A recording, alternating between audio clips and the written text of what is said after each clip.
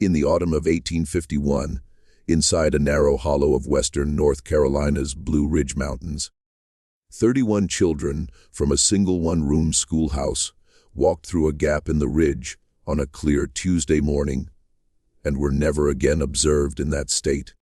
6 days later, 4 of them stumbled from the forest, barefoot, mute, their temple hair turned white. The remaining 27 have stayed, in one official capacity or another, unaccounted for across 175 years.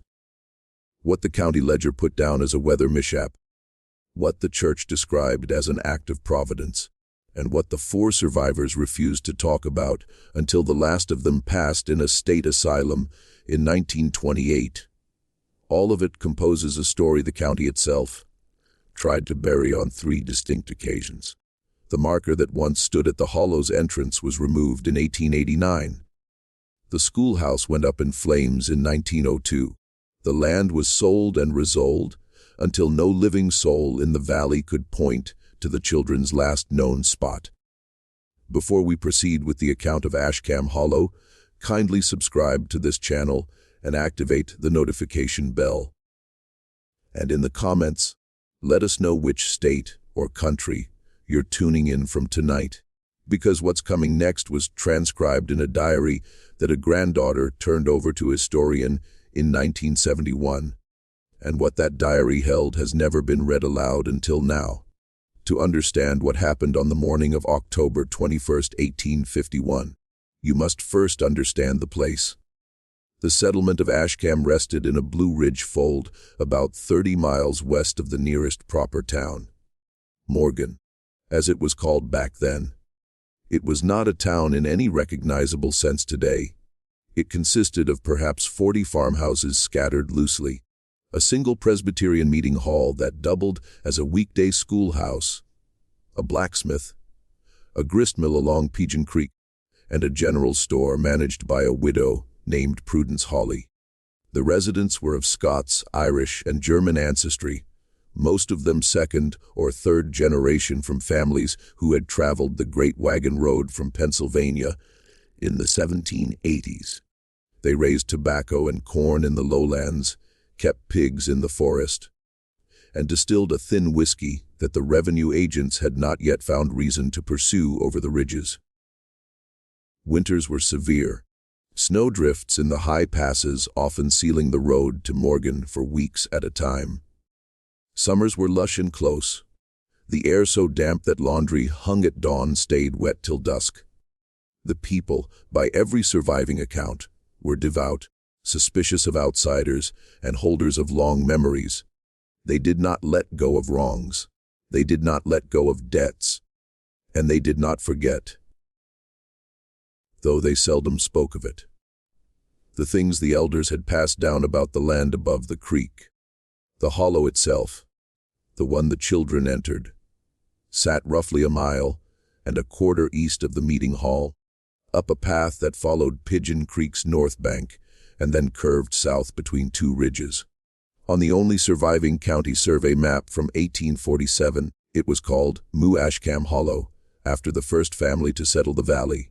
By 1851, it was more frequently referred to by the older name, one the original settlers had adapted from a Cherokee term they had only half learned, which translated, as near as anyone could determine, to the place where the ground remembers.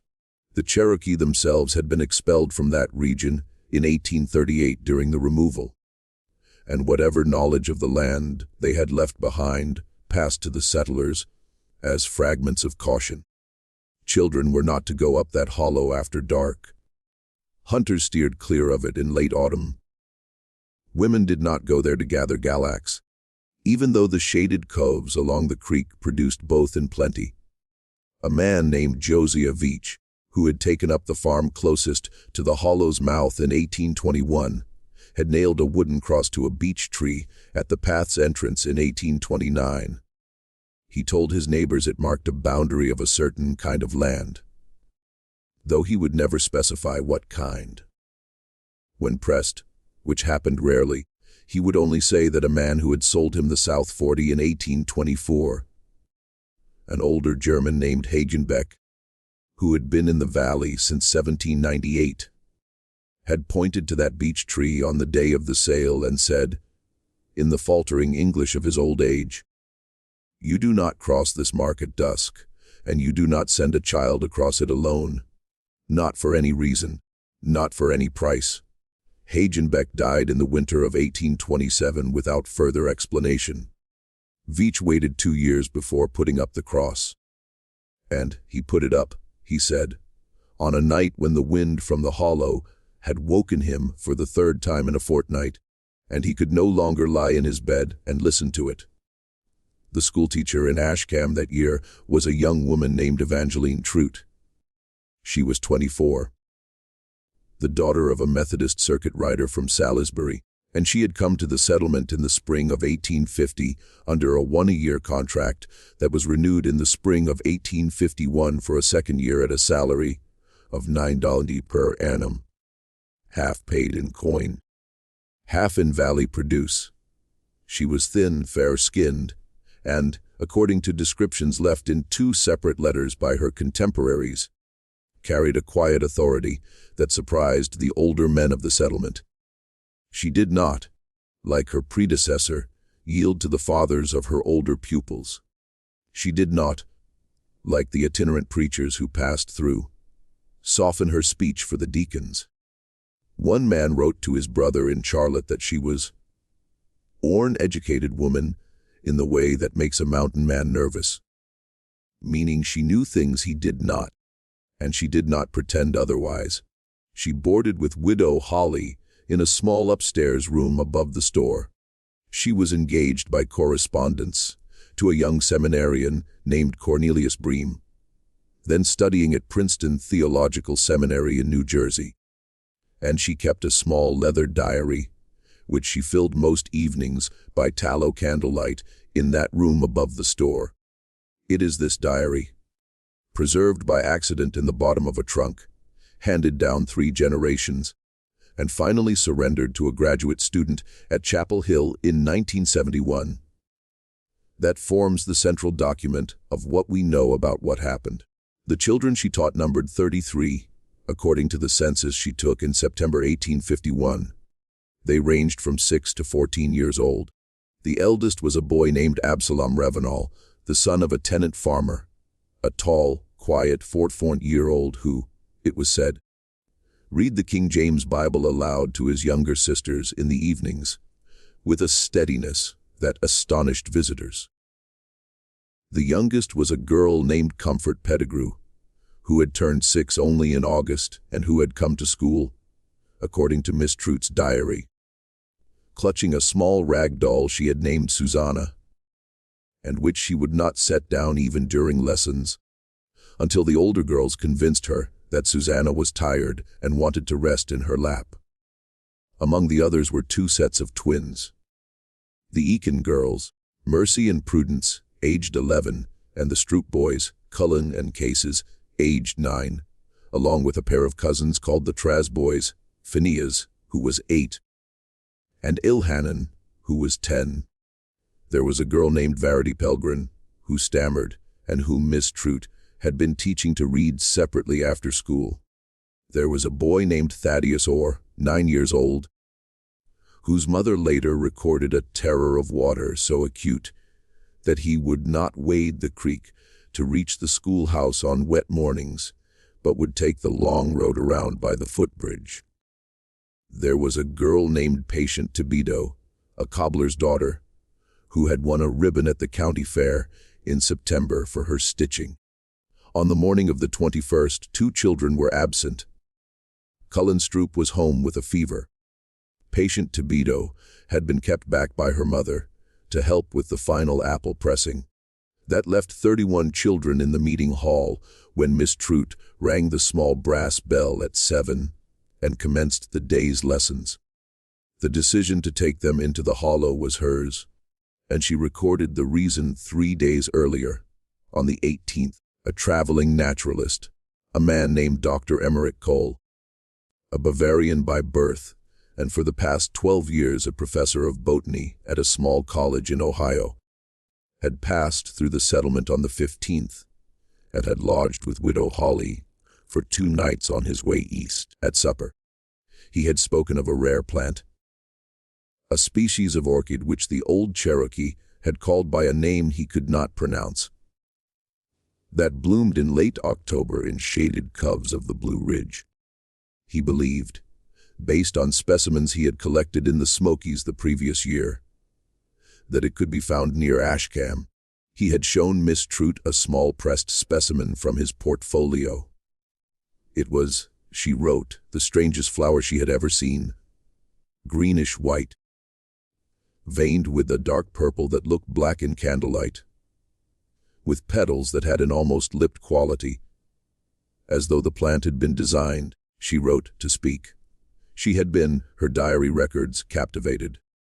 She decided that a walk with the children to collect late autumn leaves and perhaps locate the orchid would serve as a natural philosophy lesson worth more than a week of primer reading. She chose the hollow because it was the nearest cove with the deep shade and wet ground Dr. Cole had described. She did not, as far as the diary shows in the entries up to the 18th, know about the cross on the beech tree. She did not know the old Cherokee name. She did not know about Hagenbeck or Josiah Veach's sleepless nights. If anyone in the settlement knew of her plan and could have warned her, no one did. Widow Holly, interviewed 4 months later by the schoolteacher's fiancé, said she had assumed Miss Trude intended to take the children only as far as the beech tree at the hollow's mouth, where the orchids were, she thought, just as likely to grow. When she realized, she said, that the girl had meant to go farther, into the clearing where the spring came up. It was already dusk on the 21st, and by then there was nothing to be done. The weather that morning was clear and cold. The kind of late October morning in the southern Appalachians, when the first hard frost has fallen in the low spots, and the maple and hickory leaves are at their brightest. There was frost in the shadows, but the sun was out, a thin yellow sun that gave light without much warmth. The children. When Miss Trude announced the walk after the morning prayer, were said by the survivors who lived long enough to be interviewed to have been wildly happy. They were given leave to run ahead on the path, told to stay within earshot. They carried small cloth bundles with their midday bread and apples, tied at the corners and slung over their shoulders with twine. Miss Trude walked at the rear with the 2 oldest girls, Mercy Eakin and a $3-year-old named Constance Howard. The path followed the creek, crossed it once on a foot log, and turned south into the hollow at about 8 a.m. By 9, they had passed Josiah Veach's cornfield, where Veach himself was pulling the last ears and who raised his hand to Miss Trude as she passed. And who did not, he said later, think to ask how far she meant to go. By 9:15, they had passed the beech tree with the cross, and here the diary, kept by Miss Trude herself, goes silent for 6 days. The alarm was not raised in the settlement until nearly dusk. Widow Holly, expecting her boarder back for the afternoon recitations at 2, had assumed at first that the nature walk had run long and that Miss Trude had perhaps decided to let the children eat their bread at the spring and had lost track of the hour. By 3, she was uneasy. She walked to the meeting hall and found it empty. She walked to the edge of the settlement and looked up the path toward the hollow and saw nothing. By 4, she had sent a boy to fetch Josiah Veach. Veach, still pulling corn in his field, said he had seen the children go up the path that morning, but had not seen them come back. He climbed onto his mule and rode up the hollow himself, calling out. The hollow returned his voice in the flat way that coves sometimes do, not as an echo, but as a muffling, and no voice answered. He rode as far as the clearing at the spring and saw, he said later, only the small cloth bundles folded on the flat rock and the cores of several apples scattered on the moss. He did not stay. He was a grown man and a Presbyterian and not given, he would say when pressed, to fancies. But there was a feeling in that clearing, he said, like standing too close to the edge of a cliff in the dark. He turned his mule and rode out at a pace faster than he meant, and he did not look back. By full dark, there were 15 men with lanterns and 2 hounds working the paths. By midnight, there were 40. By the morning of the 22nd, the entire settlement had emptied itself into the woods, and riders had gone to Morgan to fetch the sheriff. Women stayed in the meeting hall and prayed. The blacksmith, a man named Wyland Mulder, did not fire his forge for 6 days. The gristmill stopped turning. The general store opened only for flour and salt. The Reverend Obadiah Ashkam, who was 63 and walked with a cane, walked with the rest up the hollow and sat on a log at the edge of the clearing for the whole of the 22nd and 23rd and did not speak to anyone. He wrote later, in a letter to his bishop, that he had sat there because he had believed at first that, if he prayed without ceasing, a sign would be given to him as to where the children had gone. He wrote that no sign was given. He wrote that in the late afternoon of the 23rd, he had heard what he took to be a child laughing somewhere to the east up the slope, and that he had risen and called out, and that the laughing had stopped, and that no child had appeared, and that he had sat down again and had wept for the first time since his wife's death in 1839.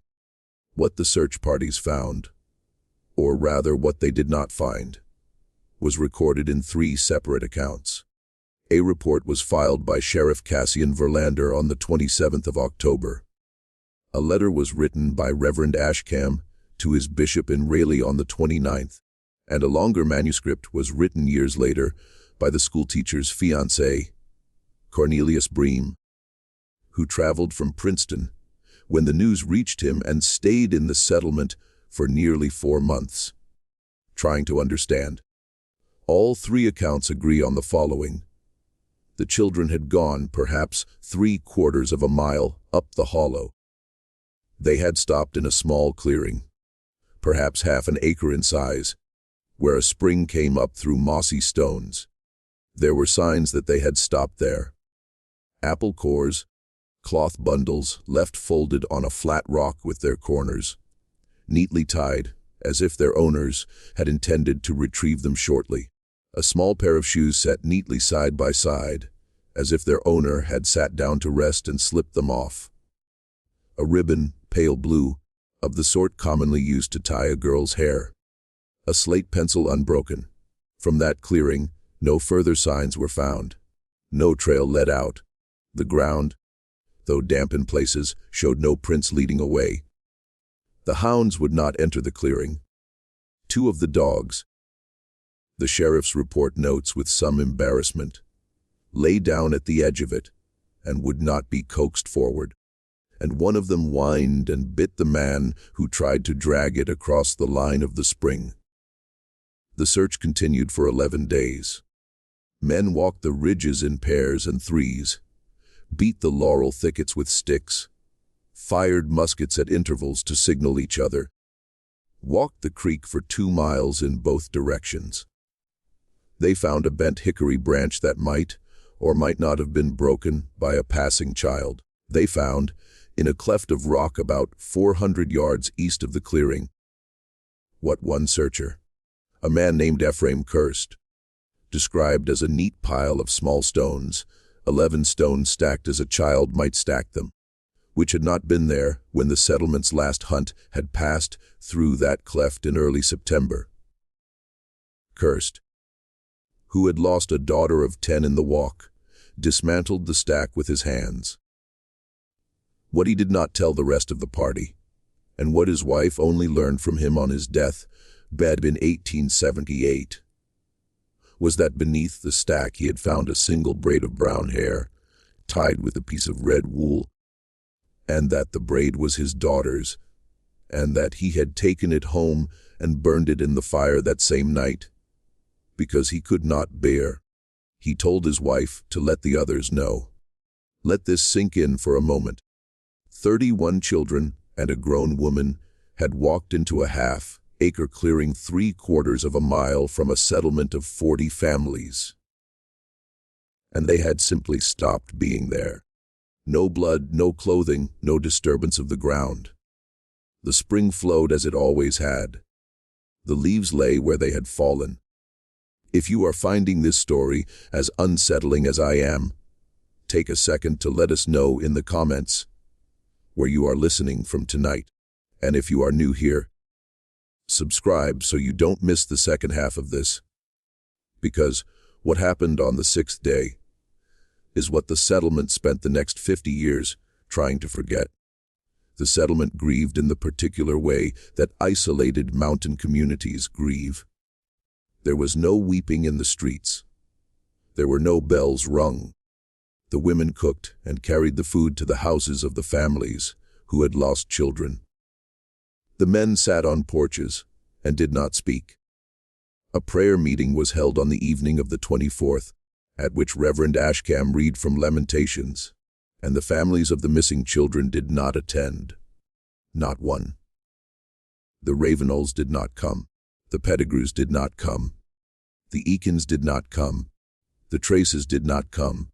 It was said by a woman named Mehitabel Cross, who lived 2 farms over from the Ravenels, that Thomasina Ravenel sat on her front step all day on the 25th and would not go inside, would not eat, would not speak, except to say once, when her husband tried to take her in, that she was waiting because a mother knew when a child was coming.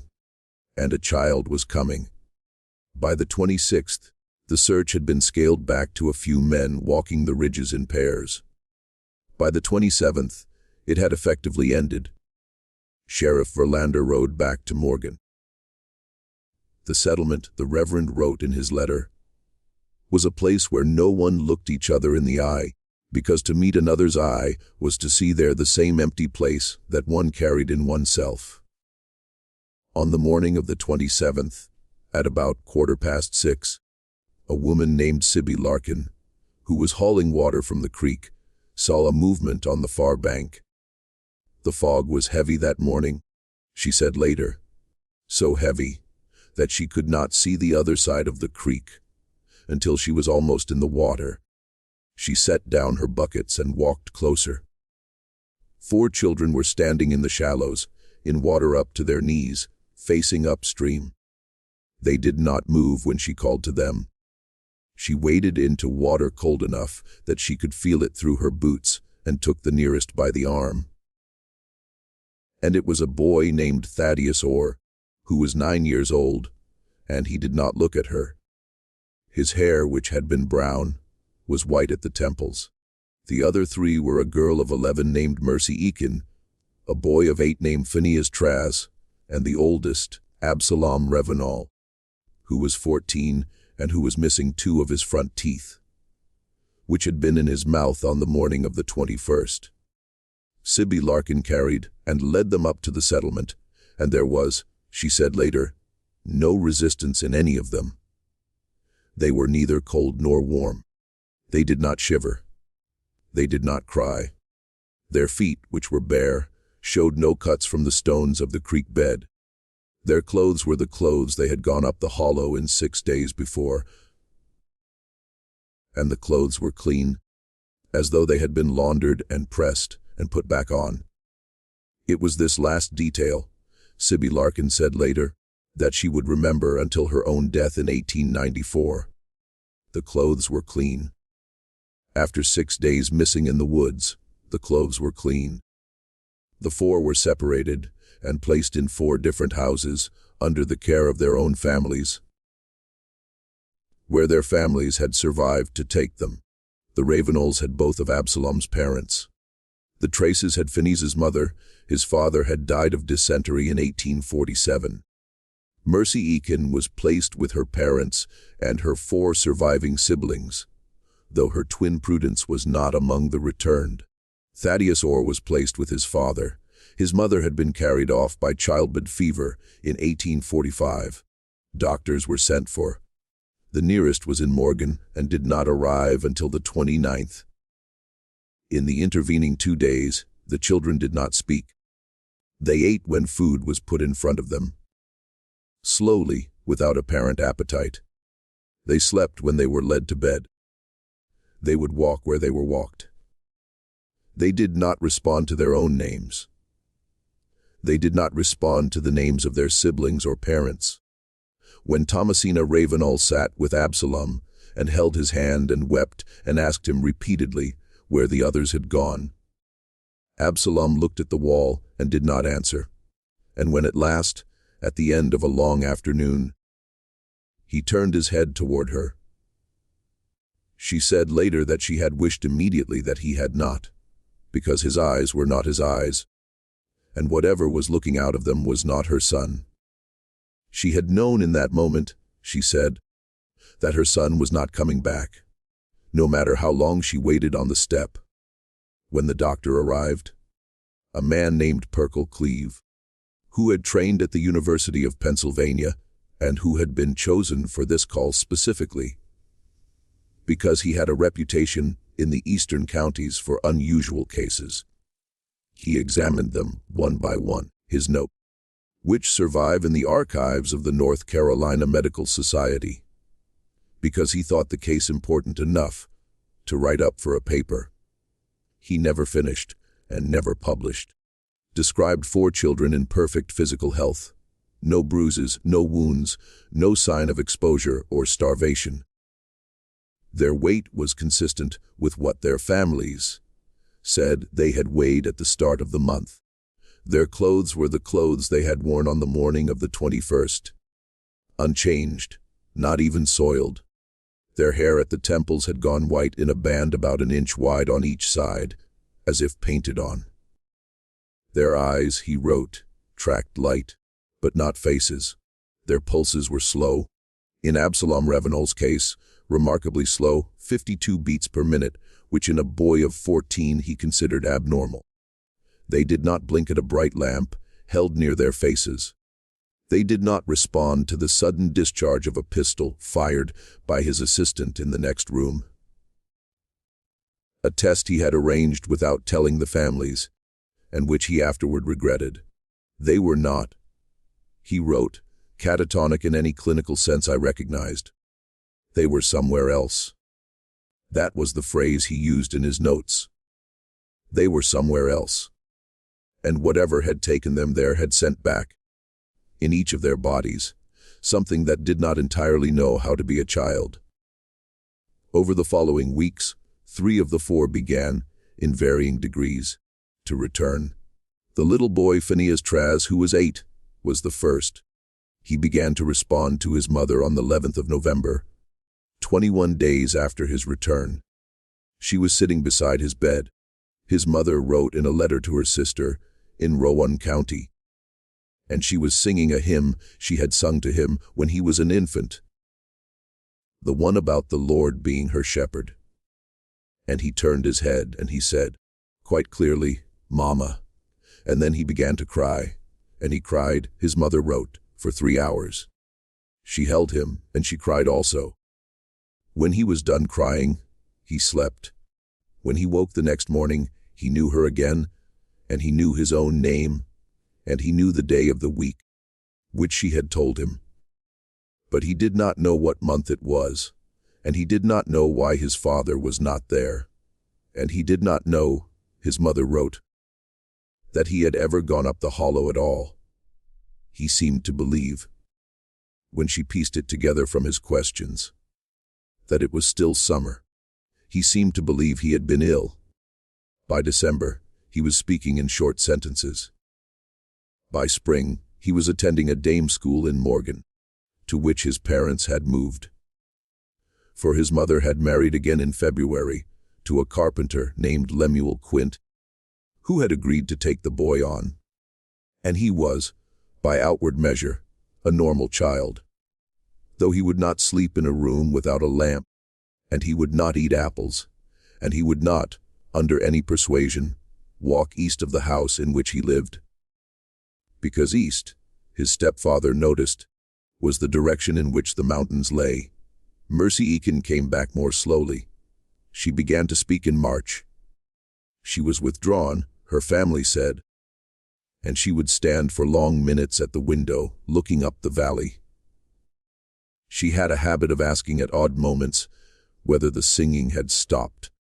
No one in the house knew what she meant by the singing, and she would not explain. When her mother pressed her in April and asked directly whether she was speaking of the hymns the family sang at evening prayer, Mercy shook her head once and said, "No." The other singing, the one that keeps on, and would not speak for the rest of that day. She was the only one of the returned who spoke, however obliquely, of what had been in the hollow. Her mother, who kept a daybook, recorded 7 separate instances over the following 3 years in which Mercy referred to something she called the singing. In each case, Mercy used the definite article, as though the singing were a known thing between them, which her mother said was what unnerved her most, the assumption on the child's part that her mother also knew. Mercy married a farmer named Cyrus Palmore in 1859, bore 4 children, and lived to the age of 71. She spoke of the incident to no one else, not even her husband, until the last week of her life, when she said only one thing, which her daughter patient recorded in the family Bible. "We could not keep up with the others, and they went on without us, and we were the ones who fell behind, and I do not know if that was a kindness or a curse." Thaddeus Orr came back in pieces. He spoke in May, a word at a time, mostly words for objects he saw in the room. By June, he was constructing sentences. In August, without warning, he stopped speaking, and he did not speak again until the following spring. When he resumed, he seemed at first to be a normal 110-year-old. He attended school, helped his father in the fields, and was seen in the summer of 1853, laughing with another boy on the road outside the store. But in the autumn of that year, on the anniversary of the walk, he went into a long silence that lasted through the winter. This pattern, his father wrote, became the shape of his life thereafter. In the autumns, he did not speak, and he did not, it seemed, hear what was said to him. In the springs and summers, he was nearly as he had been before. His mother wrote in a letter to her sister that first fall after his partial recovery that he was 2 boys. The one who had gone up the hollow, and the one who had come back, and neither of them was entirely hers. He never married. He worked as a field hand on his father's farm until his father's death in 1868. He was committed to a state asylum in 1871 at the age of 29. After an incident in which he had walked in an autumn silence 10 miles east from his farm toward the old settlement of Ashkam, which had by then been mostly abandoned, and had been found sitting at the mouth of the hollow with his hands on the beech tree that once held the cross, and which had by then fallen. He died at the asylum in 1889. Absalom Ravenel, the oldest, never came back at all. He did not speak. He did not respond to his name. He did not, in the opinion of Dr. Cleve, or the 3 other doctors who examined him over the next 12 years, suffer from any identifiable disease. His appetite was good. His sleep was regular. His vital signs were stable. He simply did not engage. He lived in an upper room of his parents' house for the rest of their lives. His mother, Thomasina, cared for him as though he were an infant, dressing him, bathing him, reading to him from the Bible in the evenings, though he gave no sign that he heard the words. His father could not bear to look at him and ate his meals in the kitchen and slept on a cot in the barn from 1854 onward. When they both died within a month of each other in the influenza outbreak of 1863, he was taken in by his uncle Barak Ravenel. When Barak died in 1871, he was committed to the state sanitarium at Morgan. He lived there for 57 more years. He was known to the staff as the Silent Man. He ate what was put in front of him. He walked in the yard when he was walked. He did not speak. He did not write, though a succession of doctors over the decades tried to teach him to hold a pencil. He did not draw. He did not acknowledge by any sign the staff could detect that any person existed in the world beside himself. He did not appear to see a mirror when one was held in front of him. He did not startle at loud sounds. The only thing he was known to do, recorded in the ward journals over 57 years, was this: on the 21st of October of each year, between the hours of 3 and 5 in the afternoon, he would stand at the window of his room, whichever window he had been given that year, and he would face east. He would stand for precisely 2 hours. At 5, he would turn and sit on his bed and resume his usual silence. He did this every year from 1871 to 1927. He died on the 3rd of February 1928 at the age of 91. He was at the time of his death the oldest living patient in the sanitarium. The day nurse who was with him, a woman named Imogene Darnell, wrote in the ward journal that at 6 minutes past 3 in the afternoon, the Silent Man opened his eyes, which had been closed since morning, and said in a perfectly clear voice 3 words. He said, "They are coming." Then he closed his eyes and died. What had happened in the clearing? Understand that this question consumed the settlement for a generation. It consumed the schoolteacher's fiancé, Cornelius Bream, who interviewed every adult in the settlement during the winter of 1851-52 and left behind a manuscript of some 400 pages, unpublished, now in the rare books collection at the University of North Carolina. It consumed Reverend Ashkam, who preached an annual sermon on the anniversary of the disappearance until his death in 1868. Each year pressing his congregation to examine themselves for the sin that had, he believed, drawn down the judgment, though he never could name what the sin had been. It consumed Dr. Cleave, who returned to the settlement 3 times over the following 20 years to examine Thaddeus Orr and Absalom Ravenel, and who died in 1881 with a drawer full of notes he had never been able to organize into a paper. It consumed Josiah Veach, who went mad slowly over the course of the 1850s and was found hanging in his barn in the spring of 1861 with a note pinned to his shirt that read, "Only I should have cut down the tree. I should have cut it down in 1830. Forgive me."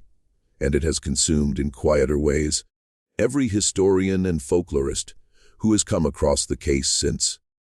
The Diary of Evangeline Trute, when it surfaced in 1971, was believed by the graduate student who received it to be the final answer. It was not. Just when we thought we had seen it all, the record in Ashkam deepens. If this story is giving you chills, share this video with a friend who loves forgotten American history. Hit the like button to help us grow, and subscribe so you don't miss the parts of this that almost never left the archives. Because what the graduate student found, and what he would not publish, and what he eventually burned, has only one surviving copy, and that copy sat in a box in a retired professor's garage in Durham until 2019, when his daughter sold the contents of the garage at an estate sale, and a local historian bought the box for $12. Here is what was in the diary. Evangeline Trute had written it every night from the 17th of March 1850, when she arrived in the settlement, until the night of the 20th of October 1851. The early entries are what one would expect from a young woman in her first post. Observations about her pupils, small lonelinesses, letters written to Cornelius and not yet answered, descriptions of the weather, reflections on the sermons she had heard at the meeting hall on Sundays. In the summer of 1851, the entries begin to record her walks. She had taken, it seems, to walking alone on Saturday afternoons for exercise, to clear her head of the week's noise. She walked the path along the creek. She walked the ridge to the north. She walked, beginning in August, up the hollow. The first entry, in which she mentions the hollow, is dated the 9th of August. She writes that she had gone only as far as the beech tree with the cross, that she had been curious about the cross, and that she had asked Widow Holly about it on her return, and had been told that it was an old mark, that Veitch had put it there, and that its meaning had been forgotten. Miss Trout notes, with the mild condescension of a young educated woman for rural superstition, that she supposes the cross was meant to ward off some fancy of the older generation, and that it is a pity the settlement cannot see its way to clearing out such reminders of a less enlightened time. On the 16th of August, she records her first walk past the beech tree, up to the clearing at the spring. She writes that it is a beautiful place, that the light comes down through the high leaves in columns, that the spring water is so cold it aches the teeth, and that she sat for nearly an hour on the flat rock beside it. She writes that she heard, as she sat, a sound which she took at first for the wind, but which, when she listened more carefully, resolved itself into something like voices, as though a group of people were speaking at a considerable distance, just below the threshold of comprehension. She writes that she was not frightened. She writes that she assumed there were farmers working somewhere beyond the ridge, that the cove was acting as a sounding chamber, and that she was picking up their talk carried on the air. She writes that she walked home in good spirits and slept soundly. On the 23rd of August, she returns. The sound is there again. She writes now that she is beginning to doubt her earlier explanation. The sound does not have the rhythm of conversation. It has, she writes, the rhythm of singing, though no tune she can place. It rises and falls. There are what she takes to be words, though she cannot quite make them out. She stays longer this time, perhaps 2 hours. She writes that when she leaves the clearing, she feels a strong desire to stay, and that for several hundred yards down the path, she has the sensation that she has forgotten something important and ought to go back. The entries through September record further walks, increasing in frequency. By the middle of September, she is going up the hollow 3 times a week after school, before the light fails. She writes less about it than one might expect. She begins to describe the sound as the music of the cove, and later as the singing, and by the end of the month simply as with the familiarity of a private language. She writes on the 29th of September that she believes the sound to be a natural phenomenon of some kind, perhaps related to the flow of water through rock, but that she would like to consult a man of science about it. She does not yet know that Dr. Cole will appear in the settlement 2 weeks later. On the 6th of October, she takes the first 2 children with her. This is what the graduate student noticed, and what the schoolteacher's fiancé, who never saw the later pages of the diary, never knew. She had taken the children before. On the 6th of October, she took Absalom Ravenall and Mercy Eakin, the 2 oldest in her school, and she took them, she wrote, because she wanted to know whether the singing, as she now permanently called it, was audible to others. She wrote that she had begun to fear she was imagining it. She wrote that she wished to test the matter scientifically. She took the 2 children up the hollow on a Saturday afternoon, led them to the clearing, and asked them to sit on the flat rock and tell her what they heard. They heard it. Both of them heard it. Mercy, she wrote, was at first unsettled and asked if they could leave. But Absalom was fascinated. Absalom sat on the rock for a full hour and listened. When at last they began to walk back down the path, he asked in a voice Miss Trout described as dreamy, whether they might come again. She agreed. They came again on the 13th. This time Miss Trout brought 4 children, Absalom and Mercy, and 2 others, a boy named Gideon Pettigrew, who was 10, and a girl named Verity Pelgrin, who was 12 and who stammered.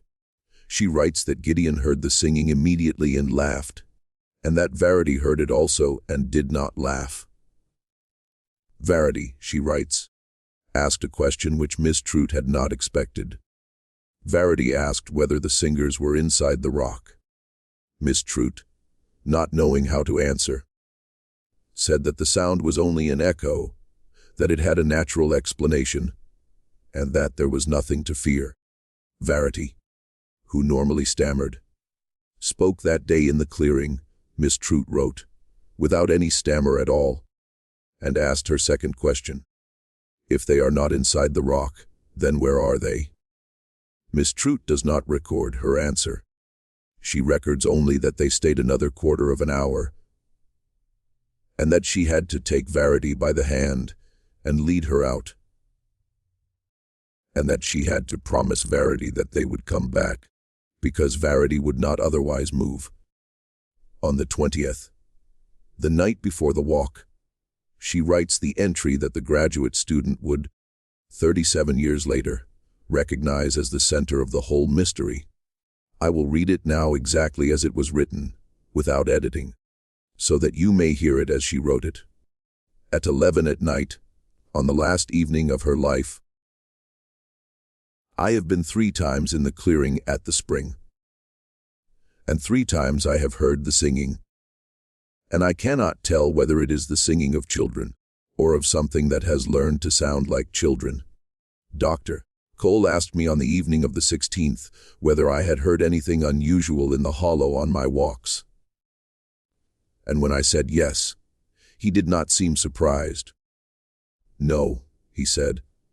There were places on the ridge where the rock lay in a formation he called resonant, and where the wind and the water and the cavities beneath produced, at certain hours and in certain seasons, a sound which uneducated persons mistook for voices. The old Cherokee had known these places and had marked them, and their traditions about them were no more than the natural tendency of the human mind to personify what it cannot explain. There was no harm in them, he said, provided one did not go at dusk, because at dusk the ear is less reliable and the imagination more. I asked him whether he had ever been to such a place, and he said he had not. He was a man of science and preferred to read about them. I confess I did not tell him I had already taken children into the hollow twice before, on Saturday afternoons, because I wished them to hear what I had heard. I did not tell him that on the second Saturday, Absalom Revinal had said to me, after we had been in the clearing for perhaps a quarter of an hour, that the singing had words in it, and that the words were asking the children to come closer. But only the children, and that the voice would not speak to me, because I was too old.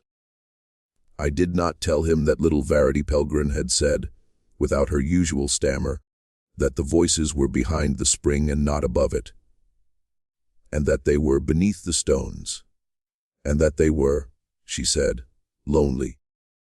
I did not tell him that when we left that afternoon, 2 of the younger children had not wanted to leave, and that I had had to carry Gideon Pettigrew out. I did not tell Dr. Cole any of this, because I was, I confess, ashamed to admit that I had taken children up the hollow without their parents' permission. And I was aware that to confess it would invite reproach. I have decided I will take them tomorrow, all of them together, as a school outing sanctioned by the committee, so that we may hear it as a class and discuss what it is. For I am convinced that Dr. Cole is correct, and that the sound has a natural cause, and that the children's fancies about it will dissolve in the light of understanding. I am certain this is the right course. I am writing this at 11, and I will try to sleep There is a wind in the eaves tonight, and for a moment I thought I heard the singing again. Though we are 1.25 miles from the hollow, which is of course impossible. That is the final entry, though the diary continues with blank pages for the remainder of the book. Miss Trout was, as has been said, never seen again. Her body was never recovered. Her fiancé, Cornelius Bream, in his long manuscript, records that her boarding room was left exactly as she had left it on the morning of the 21st. Her bed made, her hairbrush and small mirror on the washstand, and that the diary lay open on the table beside the candle. Open not to the entry for the 20th, but to the entry for the 16th of August, the day of her first walk to the spring. He does not explain why the diary was open to that page. He does not explain why the candle had been allowed to burn down to nothing. When Miss Trout's habit, which Widow Hawley confirmed, was always to snuff it before leaving the room in the morning. The diary itself, after his return east in March of 1852, was sent to Widow Hawley, who kept it in the bottom of a trunk, in which she stored her winter quilts. She gave it on her death in 1868 to her niece, who gave it to her daughter, who gave it in 1971 after cleaning out her mother's house, to a graduate student at Chapel Hill named Hollister Vance, who was at that time researching antebellum education in the southern Appalachians, and had written to the daughter asking whether the family possessed any documents from her great-aunt's school. What Hollister Vance understood when he read the diary, and what he confirmed by traveling to the site himself in the spring of 1972 with a geologist colleague from the university, was the following. There is, in that hollow, in the clearing where the spring comes up, a formation of limestone beneath the surface, which contains a series of narrow fissures.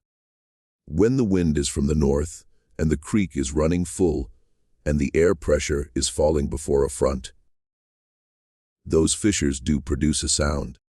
The sound is continuous, soft, and pitched in a range that the human ear, particularly the ear of a child, whose hearing extends further into the upper frequencies than an adult's, interprets as voices in the middle distance. In certain weather, it resembles singing. In other weather, it resembles conversation. In still other weather, it resembles the thin crying of infants. The geologist recorded the sound with the microphones he had brought and played it back for Vance in a motel room in Morgan that evening. And Vance wrote in his notes that when he closed his eyes and listened to the recording, he could almost believe the sound contained his own name. It is, as Dr. Cole said, a natural phenomenon. It occurs in several locations in the southern Appalachians. It is not by itself dangerous. But Vance also discovered something else. He found, in the records of the settlement preserved in the county courthouse at Morganton, that there had been previous disappearances, not on the scale of 1851, but disappearances all the same. A hunter named Lemuel Gaither had vanished in the hollow in 1814. 2 children, siblings named Isham and Dorcas Cogan, had gone missing from a farm at the mouth of the hollow in 1833, and had been found a week later, silent and uncommunicative, and had both died within a year. A traveling peddler named Ezra Mace had disappeared in 1844, and his abandoned cart had been found at the beech tree with the cross, the horses still in their traces. The peddler's ledger book opened on the driver's seat to an entry for the 15th of September 1844 that was never completed. A mill hand named Caradoc Swain had vanished in 1829, the year Veach put up the cross. A pair of brothers, the Orchards, had gone up the hollow hunting turkey in 1801, and only one had returned. And the one who returned had hanged himself 3 weeks later. Vance compiled a list of 17 separate incidents in the hollow between 1789 and 1850. The pattern, he noted, was not random. The incidents clustered in late autumn. They clustered in years following wet summers. And they clustered most disturbingly in years in which the population of the settlement had increased. As though the hollow were responding to pressure or to opportunity. Vance also found, in the Cherokee ethnographic records held at the Smithsonian, a reference to the place which translates not as the place where the ground remembers, but more precisely as the place that keeps what it takes. He found a Cherokee prohibition, recorded by an ethnographer named James Mooney in 1889, against bringing children to the clearing under any circumstances, and specifically against bringing them in numbers greater than one. The ethnographer had not understood the specificity of the prohibition and had dismissed it as a local superstition. Vance, with a diary in front of him, understood the specificity exactly. One child at a time, the tradition said, never more. Miss Trout had brought 2 on the 6th of October. She had brought 4 on the 13th. She had brought 31 on the 21st. Vance came to believe, and this is where his dissertation advisor, a professor named Lanford Themaine, warned him against publication, that the sound in the clearing was not the cause of the disappearances. It was the lure. Something else in that place. Something that he did not name in his notes because he could not find a name for it. Used the sound to draw prey in, and the prey it preferred. The tradition implied, and the pattern confirmed, was children. The evidence for his interpretation was circumstantial, based on the Cherokee prohibition, on the pattern of disappearances, on the condition of the 4 returned children, on the testimony of Absalom Ravenel's mother, that whatever looked out of her son's eyes was not her son, and on one further piece of evidence, which he found in the state sanitarium records when he obtained permission to examine them in 1974. That piece of evidence changed everything. He found that on the afternoon of the 3rd of February 1928, at the precise minute that Absalom Ravenel spoke his last 3 words and died, a patient in a ward on the other side of the building, a woman named Orpha Quill, who had been committed for hysterical melancholia in 1917, and who was 63 years old at the time of her death, had also died. Her death certificate listed natural causes. The ward journal for her ward, however, recorded that she had died in exactly the same manner as Absalom, that she had been silent and unresponsive for her entire decade at the sanitarium, and that at 3 p.m. on the 3rd of February, she had opened her eyes and had said in a clear voice 3 words. The same 3 words. They are coming. And had closed her eyes and died. Vance traced her history back. She had been committed in 1917 from a boarding house in Asheville, where she had been living alone under the name Orpha Quill for 24 years. She had appeared in Asheville in 1893, had come up the mountain road on foot alone, dressed in the fragments of a child's pinafore, though she was by then a woman of 48. She had not been able to give her name. The name Orpha Quill was one the boarding housekeeper had chosen for her in order to have something to write in the ledger. She had carried, when she arrived, a single small object, which the boarding housekeeper kept with her effects until her commitment. It was a pressed flower. It was a greenish-white orchid, veined with dark purple, that looked black in candlelight. It was a species that did not grow in North Carolina, and had never been catalogued by any botanist. It was the flower doctor, Emmerich Cole, had shown Miss Trout in the upper room of Widow Holly's store on the evening of the 15th October 1851. Vance traced the woman's history back further, through features on her death photograph, through dental records the sanitarium had kept, and finally through the shape of a small birthmark on her left wrist, which had been noted by the admitting doctor in 1917, and which matched precisely a birthmark described in Evangeline Trout's diary in an entry from the spring of 1851, in which Miss Trout had described her youngest pupil, a girl named Comfort Pettigrew, who had been 6 years old on the morning of the 21st of October, and whose rag doll, named Susanna, had been found 4 days into the search on the flat rock beside the spring, where she had left it when she had walked further into the clearing than any of the others had walked. Orpha Quill had been Comfort Pettigrew. She had walked into the hollow at the age of 6 in 1851, and she had walked out of it at the age of 48 in 1893, 42 years later, carrying a flower that had not existed in the world.